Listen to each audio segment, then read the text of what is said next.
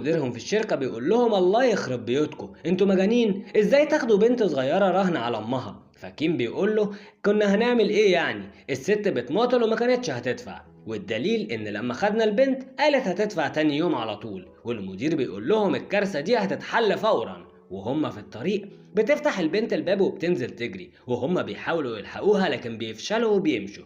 وبتروح الطفلة لبيتها وبتلاقي ظباط كانوا في بيتها، وبتاخد المفتاح من المخبأ وبتدخل البيت وبتاكل. وكيم بيروح يزور أم البنت وبتقوله إنها هتترحل على الصين وإن جوزها طفش وبنتها ملهاش حد، وبتديله اسم عمها وبتقوله إنه هيحول لك الفلوس وهيتبنى الطفلة، وبتديله صورتها مع بنتها وبتقوله خليها دايما تفتكرني. وبتكون في الوقت ده الطفلة لمت هدومها ولبست شبشب أمها واخدت الفلوس اللي في البيت ومشيت تشق طريقها في حتة تانية. ولما كيم بيروح بيتها بيلاقيها مشيت واخدت حاجتها، وبتكون الطفلة لسه ما بعدتش عن البيت قوي، وبيشوف